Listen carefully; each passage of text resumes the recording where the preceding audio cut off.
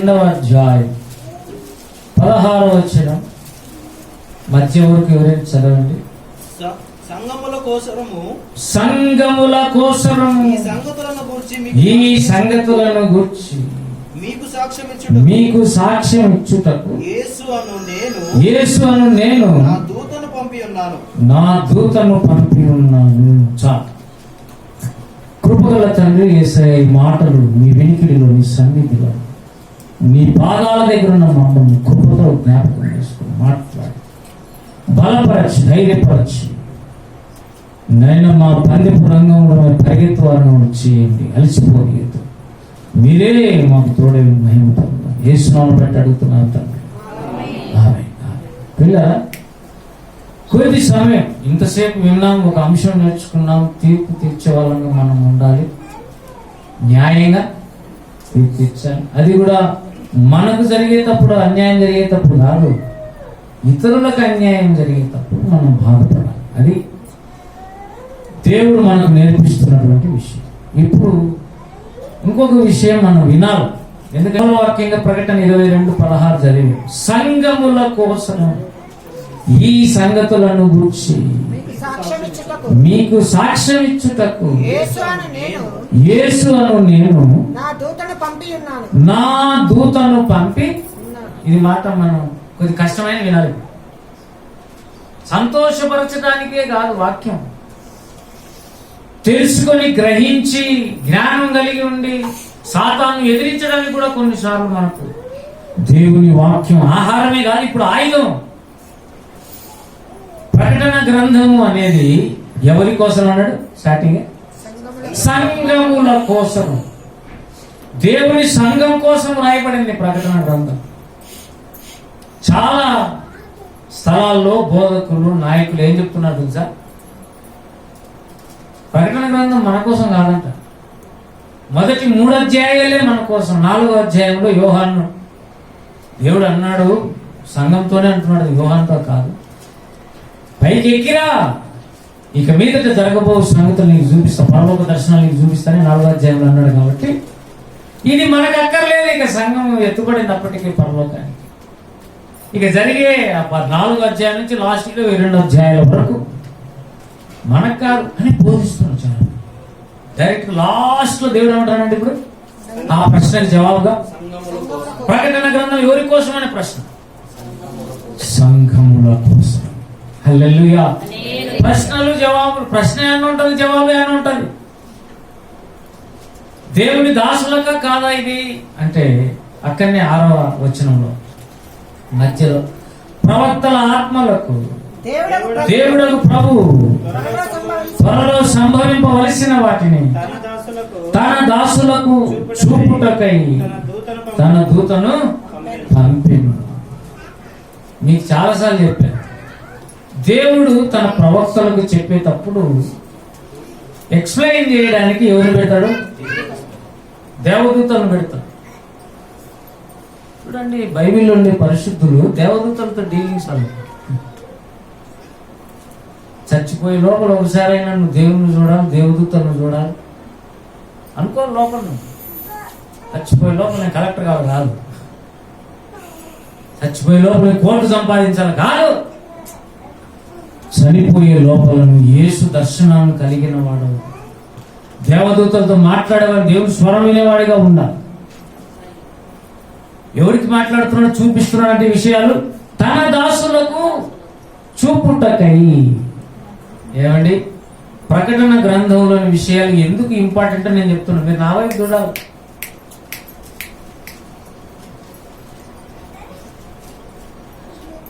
వాక్యము పిల్లల తెలుసుకోవడం ద్వారా, ప్రకటన గ్రంథం తెలుసుకోవడం ద్వారా రేపు భవిష్యత్తులో ఏం జరుగుతుందో నేను తెలుసుకోవాలి. ప్రపంచానికి ఏం జరగబోతుంది, సంఘానికి ఏం జరగబోతుంది, ఇశ్రాయేలీయులకు ఏం జరగబోతుంది, లోకస్తులందరికీ ఏం జరగబోతుంది అంటే నీకు ప్రకటన గ్రంథంలో ఉండేది జరగబోతున్నాయి తెలుసా? కాబట్టి ఇప్పుడు ప్రకటన గ్రంథంలో ఏమున్నాయో మనం తెలుసుకోవాలి. అసలు ఏ సంగతులు? ఈ సంగతులను గురించి మీకు సాక్ష్యం ఇచ్చుటకు యేసు అను నేను నా దూతను పంపి ఉన్నాను. యేసు ప్రభు తన దూతలను పంపి తన దాసులకు ఎందుకు చెప్తున్నాడంటే సంఘాల కోసం. సంఘాలకు ఈ విషయం తెలియదు అనుకోండి, నష్టపోతాం. ఇంతకు ప్రకటన గ్రంథంలో ఏవో సంగతులు ఉండాలి కదా, ఈ సంగతులు నీకు తెలియాలి. ప్రకటన గ్రంథం ఒక్కసారైనా చదివిన వాళ్ళు ఎవరైనా ఉంటే చేయట్లేదు. ప్రకటన గ్రంథం ఒక్కసారైనా నేను చదివినాను. ఒక్కసారి నేను చాలాసార్లు చదివిన వాళ్ళు ఉంటారు నాకు తెలుసు. ఒక్కసారైనా చదివినాం అనేవాళ్ళు ఏమంటే ఏ చేతి బాగా పైకి ఎదాలి, ఎందుకంటే చదవడం దొరకాలి. అంటే చాలా మంది చదివారు, ఇవి చదవటం ద్వారా దుష్టుడు మనల్ని మోసం చేయలేదు. సంగతులు సంఘాని కోసం రాసేది మనకు తెలిసి ఉండాలి. తెలియకపోతే నువ్వు నష్టపోతావు. సంఘంలో ఏం జరగాలో నీకు తెలియకపోతే, అసలు నువ్వు పోతున్న సంఘంలో అవి ఉన్నాయో లేదో తెలియకపోతే కష్టం. చాలా మంది ఆదివారం చర్చికి ఎందుకు పోతున్నావు అంటే హాలిడే కదా సార్, ఇంట్లో ఉండలేం కదా సార్, పోదాం చర్చికి పోదాం. కొంతమంది ఏదో వాకింగ్ విందాం, కొంతమంది పనుల్లో చెయ్యి వేద్దాం, కొంతమంది పాటలు విందాం సార్, బాగా మంచి రిధం ఉంటుంది, పాటలు ఉంటాయి. అవి కాదు అన్ని. సంఘంలోకి నువ్వు వెళ్ళి ఇంటికి వచ్చే లోపల నీలో కొంతైనా రేపబడాలి, జీవం పొందాలి. హల్లెలూయా చెప్పండి. రాబోయే అంత్యక్రీస్తు ఒక ముస్లిం, సిరియా నుంచి, వాడు అష్షూర్ నుంచి వస్తాడని బైబిల్ దేవుడు డైరెక్ట్. అష్షూర్ అంటే ప్రస్తుతం ఉన్న ఇరాక్, ఇరాన్, సిరియా ఈ మూడు కలిస్తే అష్షూర్ దేశం అనేది బైబిల్ ఉండేది. ప్రస్తుతం ఉండే ఇరాక్, ఇరాన్, సిరియా ఈ మూడిట్లోంచి ఎక్కడి నుంచి వచ్చినా కూడా నువ్వు యాంటీ క్రైస్ట్. బైబిల్ ఉండే ప్రవచనం నెరవేరు. అంటే బైబిల్ చదివితే నీకు ఏం తెలుస్తుంది? భవిష్యత్తు. నీ భవిష్యత్తు కోసం చిలక దగ్గర పోతావే, ప్రపంచ భవిష్యత్తు కోసం నువ్వు బైబిల్ దగ్గర రావద్దు.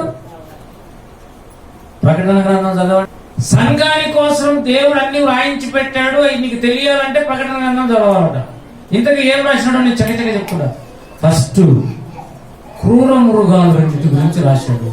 మొదటి క్రూర మృగం యాంటీ క్రైస్ట్, రెండవ క్రూర మృగం అబద్ధ ప్రవక్త. రాసుకునేవాళ్ళంటే రాసుకుని చక్క. నెంబర్ 1 మృగములను గురించి రాశాడు. అది నేను తెలుసుకో. బైబిల్ చదవకుండా ఇప్పుడు అమావాస్య పుణ్యాన్ని చదివితే నీకేం నేను వాడుకోలేడు దేవుడు. ఇప్పుడు నేను గమనిస్తున్నా, చదివే వానికి అన్ని అర్థమవుతాయి, చదవడానికి ఏం అర్థం కావు సరిగా. అది కూడా పరిశుద్ధాత్మ దేవుడు నీతో మాట్లాడు. బైబిల్ చదివితే మృగాల గురించి రాశాడు. ఏమండి? యాంటీ క్రైస్ట్, అబద్ధ ప్రవక్త. మృగాలంటే అర్థమైందా? యాంటీ క్రైస్ట్ అంటే ముందు నిజమైన క్రైస్ట్ ఒక ఆయన ఉండాలి కదా, ఆయన వచ్చిపోయాడా లేదా? అర్థమైనా మీకు? యేసుక్రీస్తు వచ్చిపోయాడు. యేసయ్య ముందు ఒక ప్రవక్త రావాలి, బాప్తిస్మం ఇచ్చి యోహాను, ఆయన వచ్చిపోయాడు. రెండవ రాకడ ముందు కూడా ఇంకొక ప్రవక్త రావాలి, అతడే ఏలియా. అంటే యేసు ప్రభు ముందు, యేసు ప్రభు రక్షకునిగా, ఆయన తర్వాత ఒక ప్రవక్త రావాలి. సేమ్ డూప్లికేట్ కాపీ కొట్టినాడు సైతం కూడా. యాంటీ క్రైస్ట్ ఒకటి రావాలి, అతని ముందు ఒక ప్రవక్త రావాలి. అంటే రెండవ రాకడ ముందే 2 మృగాలు ఇప్పుడు బయటకు వస్తాయి. అవి మృగాలేనండి, పైకి మనుషులు మాత్రం ఉంటారు. మృగములతో సమానం. వాళ్ళు చేసే దుర్మార్గాలు, దుష్టత్వం ప్రపంచం అల్లాడిపోయే రోజులు వస్తున్నాయి. దుర్మార్గుల పరిపాలన. హిట్లర్ అయితే యూదులందరినీ ఒక సాటేసి అగ్గిపెట్టి కాల్చేసినాడు యూదులందరూ. అంతకంటే ఘోరంగా క్రైస్తవులను బాధపెట్టబోతున్నాడు యాంటీ క్రైస్ట్. తెలియదా నీకు? ఎవరి కోసం? సంఘముల కోసం. తర్వాత మహాబబులోని అనే వేశ్య గురించి మాట్లాడాడు సంఘంలో, ప్రకటన గ్రంథంలో. ఎవరన్నా అంటే యేసుక్రీస్తు ప్రభువుకు ఒక వధువు సంఘం ఉన్నట్టు యాంటీ క్రైస్తు కూడా ఒక సంఘం ఉంది. అదే మహావేశ్య, బబులోన్ అనే మహావేశ్య. నీకు తెలియదు కాబట్టి క్రూర మృగాల గురించి తెలుసుకోవాలి. మహాబబులోన్ అనే వేశ్య గురించి నీకు తెలియాలి. ఇంకొకరు తెలియాలి, యేసు ప్రభు రాకముందే 2 ప్రవక్తలను దేవుడు పంపబోతున్నాడు. గొర్రెపిట్టలు కట్టుకుని 3.5 సంవత్సరం ప్రవచనం చెప్తారు. ఇంకా రాలేవాళ్ళు, రేపు రాబోతున్నాడు. ప్రకటన 11వ అధ్యాయం ఉంటుంది. అదంతా వాళ్ళిద్దరు ఎందుకు వస్తారో, వాళ్ళు వచ్చి చేసే పని ఏందో నీకు తెలియకపోతే నువ్వు శ్రమల కాలంలో నిలబడలేవు. ఎంత ఇంపార్టెంట్ అండి ప్రకటన గ్రంథం. చదువు.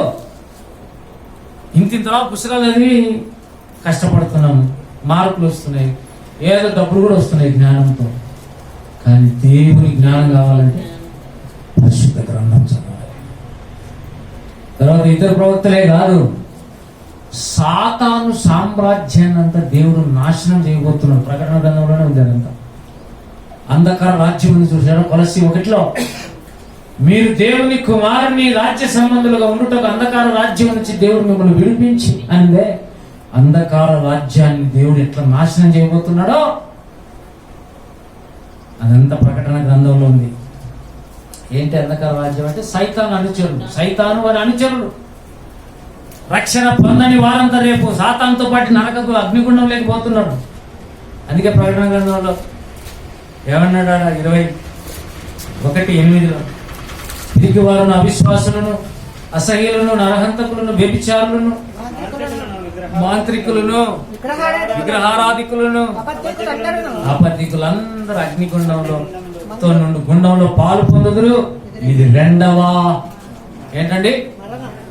మొదటి మరణం అందరికి వస్తుంది,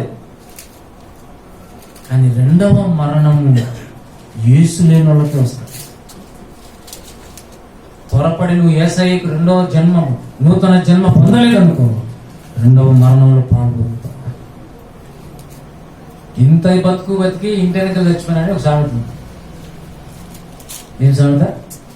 ఇంత బతికి ఇంటి వెనక చచ్చిపోయినా అంటే అర్థమైంది తెలిసిన, గొప్పగా బతుకుతా బతికేటప్పుడు కానీ చచ్చిపోయేటప్పుడు దురాత్మల చేత బంధించబడి నశించిపోవడం చాలా మంది. కాబట్టి ఏం చెప్పాను నేను? సాతాను సామ్రాజ్యానికి అంతము ప్రకటన గ్రంథం. ఇంకోటి చెప్తున్నా, సంఘము శ్రమల కాలంలో ఎన్ని కష్టాలు పడాలో అవన్నీ పడాలని ప్రకటన గ్రంథంలో ఉంది. ఇప్పుడు చెప్పే బోధకులందరూ శ్రమలు మనకు కాదు, శ్రమల ముందే మనం ఎత్తపడతామని చెప్తున్నారు. పరీక్షలు మనకు ఉండవు, నువ్వు చదవాకన్నట్టు. సడన్గా పరీక్షలు అనౌన్స్ అయితే 0 మార్కులు. అది సైతాన్ ప్లాన్. కాబట్టి ఏమన్నాడు? ప్రకటన గ్రంథం 13, ప్రకటన గ్రంథం 13 7వ వచనం. మరియు పరిశుద్ధులతో యుద్ధము చేయును, వారిని జయింపను, దానికి అధికారము. అర్థమైందా? ఎవరిని జయించబోతున్నాడు వాడు రేపు? పరిశుద్ధులను జయించడం అంటే అర్థం ఏంటంటే వాళ్ళు బహుగా శ్రమలకు గురి చేసి బాధ పెట్టి చాలా మందిని చంపేస్తారు, హతసాక్షులు అయిపోతారు. చాలా మంది చిత్రహింసల పాలవుతారు, జైలు పాలవుతారు. రేపు పొద్దున యేసున్నాము, ఇప్పుడు చిన్నదానికే ఎగరగొట్టిపోతాం చర్చి. రేపు యేసును వద్దని చెప్తే చాలా మంది బైబిల్ గ్రంథం వదిలేసి ఉంటారు. నేనే ఆదివారాలు వరుస పెట్టిన చర్చిలో కనపడాలి, అప్పుడే నీకు భక్తులు అంత అర్థమైందా? ఏం చెప్పాను నేను? పరిశుద్ధులకు రాబోయే శ్రమల గురించి రాస్తూ సంఘముల కోసం ఈ సంగతులు రాస్తున్నాను అన్నాడు. ఇంకా పరిశుద్ధులకు పునరుద్ధానం ఉంది. అందరూ బ్రతికి మళ్ళా సదాకాలం దేవునితో కూడా ఉండబోతున్నారు. 19వ అధ్యాయం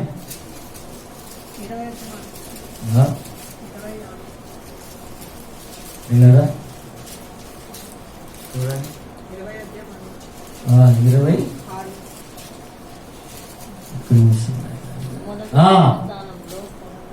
చూడండి. ఈ మొదటి పునరుద్ధానంలో పాలు గలవారు ధన్యులు పరిశుద్ధులై. అంటే మొదటి పునరుద్ధానం అట. ఎన్ని పునరుద్ధానాలు ఉన్నాయి మనకు తెలియదు, వేరే అంశం. 2 పునరుద్ధానాలు ఉన్నాయి. మొదటి పునరుద్ధానంలో నీవు ఉంటే నువ్వు ధన్యుడు, పరిశుద్ధులలో ఉంటావు లిస్టులో. కానీ రెండవ పునరుద్ధానం మాత్రం అది దేవుని పిల్లలది కాదు, అది సమస్త భక్తిహీనుల పునరుద్ధానం. అది నిత్య నరకానికి పోవడానికి ఆ పునరుద్ధానం. కాబట్టి ఏమన్నాడు? మరి భక్తుల పునరుద్ధానం కూడా రాశాడు. ఎన్నో చెప్పలేని యేసు ప్రభువు నమ్మకుండా నిర్లక్ష్యం చేసి, ఏమయ్యా వింటున్నావా అమ్మా తల్లి, వింటున్నావా? ఎంతవరకు ఎక్కిందో నీకు? ఏం మాట్లాడుతున్నాడు ప్రభు అంటే, శ్రమల కాలంలో నువ్వు తట్టుకోవాలంటే ఇవన్నీ నీకు చెప్పకపోతే నువ్వు తట్టుకోలేవు. రేపు యేసు ప్రభువును నిర్లక్ష్యం చేసినావు అనుకో, అప్పుడు నిలబడిపోయిన జనాంగముల మీద ఉగ్రతా పాత్రలు కుమ్మరించబోతున్నాడు ఆయన. 7 ఉగ్రతా పాత్రలు కుమ్మరించబోతున్నాడు. ఇప్పుడున్న ప్రజెంట్ పాపులేషన్ లో 1/3% చనిపోతారు అందరూ ఉగ్రతా పాత్రలు. ఒకవేళ నీవు యేసుకు సంబంధించిన వ్యక్తివైతే, యేసుకు సంబంధించిన వ్యక్తివి కాకుండా ఉంటే నీ మీదనే ఉగ్రతా పాత్ర తట్టుకుంటావా? ఎప్పుడు ఉగ్రతా పాత్ర అంటే మీకు అర్థం కావడానికి చెప్తున్నా. కరోనా ఒక ఉగ్రత, ఒక తెగులు. ఎంతమంది చచ్చిపోయారు? 2-3 కోట్ల మంది చనిపోయింటారా? ఇంకా మళ్ళీ సెకండ్ వేవ్ కోసం కాసు పెట్టుకుంది. ఎప్పుడు మళ్ళా స్కూళ్ళని మూతపడతాయి తెలియదు. మహారాష్ట్రలో ఫుల్ అప్పుడే లాక్డౌన్. ఈసారి మళ్ళీ ఎంతమంది చనిపోతుంది. యేసును కలిగి ఉండకపోతే నిత్యం నరకం పోతావు, జాగ్రత్త.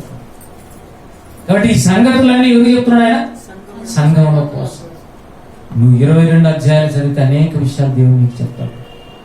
నాకేం పని సార్ అంటే, సరేలే నువ్వు తలకై నీకు తెరవబడి కళ్ళు తెరవబడి పాతాళం ఉంటే అప్పుడు తెలుస్తుంది.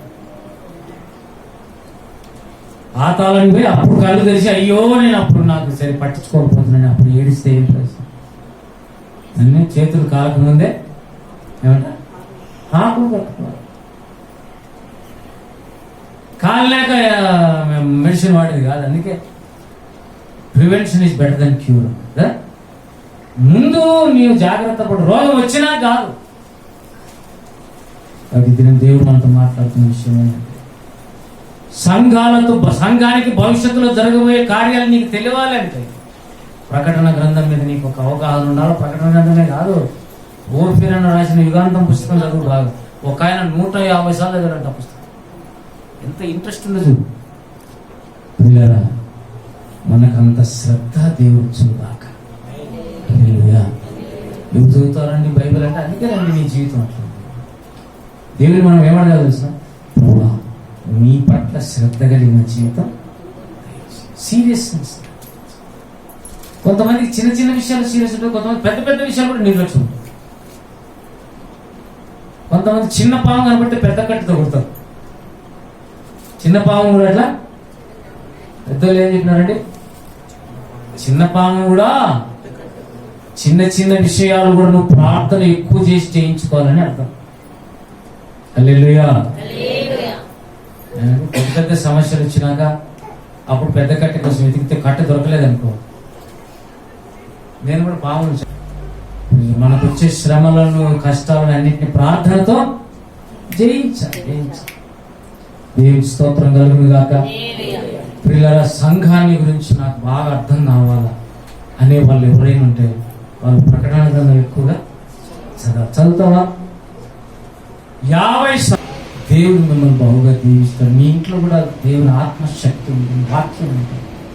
మీ బిడ్డలు చెప్పండి, చిన్నపిల్లలు ఎవరైనా ఇంటర్మీడియట్ డిగ్రీ చదివే వాళ్ళు ఉంటే చాలా బైబిల్ చదువురా ముందు 50 సార్లు. ఇంతకుముందు చదవలేమన్నా? ఎపిఎస్సి పత్రిక ఎన్నిసార్లు చదివాను? 150 సార్లు చదివినాడు. ఛాలెంజ్, సవాలు విసురుతున్నాడు. ఎవరు? ఏంగా తరుణ్. ఒక పత్రికలో 6 చాప్టర్లు ఉన్నాయి. ఎపిఎస్సి పత్రికలో 150 సార్లు చదివాడు. దేవుడు దీవించకుండా ఎలా ఉంటాడు? చదవకుంటే ఎందుకు దీవిస్తాడండి? ఈ పని చేసుకోకు, నీ పత్తి కొట్టుకో, నీ చింతగా వాడుకో. మా పని అని 24 గంటలు నీ పని. యేసు ప్రభు నీకు అన్ని మేలు చేయాలి, ఉపకారాలు చేయాలి, ఆరోగ్యం ఇవ్వాలి, అన్ని చేయాలి. నువ్వు మాత్రం బైబిల్ చదవద్దు, ప్రార్థన చేయాలి. ఇది న్యాయం అండి? మనం న్యాయంగా తీర్పు తెచ్చుతామండి. హల్లెలూయా. కనుక ప్రకటన గ్రంథంలో పరీక్ష పెట్టబోతున్నా. ఈ పరీక్ష అయిపోయినాక శ్రమల పరీక్షలు వస్తాయి. శ్రమల కాలంలో అప్పుడు పరీక్షలు మనకు. కాబట్టి కృప దేవుడు నీకు నాకు అందరికి దయచేయను గాక. సంఘం కోసం తెలుసుకోవాలన్న వాళ్ళారా రండి, ప్రకటన చదువుదాం, ప్రార్థన చేద్దాం. కృపగల తండ్రి, ప్రేమగల నాయన, పరిశుద్ధుడా నీకు వందనాలు చెల్లిస్తున్నాను. ప్రకటన గ్రంథంలో విషయాలు అర్థం కావడానికి, గ్రహించడానికి, సిద్ధపడడానికి, రెండవ రాకడ కొరకి మమ్మల్ని అందరినీ మీరు తాకండి నాయన. వాక్యం పట్ల ఆసక్తి పుట్టించండి. లోకాభిరాయణాల పట్ల విరక్తి కలిగించండి. వారి క్రియేషన్లో బంధించి వేస్తారు. వాక్యం చదువుతున్న బిడ్డలు దీవించమని ప్రార్థిస్తారు. హృదయాన్ని వాక్యంతో నింపుకోవాలని మరీ ఎక్కువగా ఆశీర్వదించండి. మమ్మల్ని కృపరిచితంగా పూజిస్తున్నా దేవా, ఈ దినం మా మధ్యలో నడిపించి మహిమ పొందిన యేసయ్య, మమ్మల్ని కూడా దీవించి పంపండి. రేపటి వారం అంతా ప్రార్థన వాక్యం వేసిన అడుగుతున్నాం తండ్రి. ఆమేన్, ఆమేన్, ఆమేన్. తండ్రి అయిన దేవుని ప్రేమ, కుమారుడైన యేసయ్య కృప, పరిశుద్ధాత్మక అన్యోన్య సహవాసం మనకు సకల పరిశుద్ధులకు ఇప్పుడు ఎల్లప్పుడూ తోడై ఉండును కాక. యేసు రక్తమే జయం. యేసు రక్తమే జయం. యేసు రక్తమే సంపూర్ణ విజయం కలుగును. ఆమేన్. అందరికీ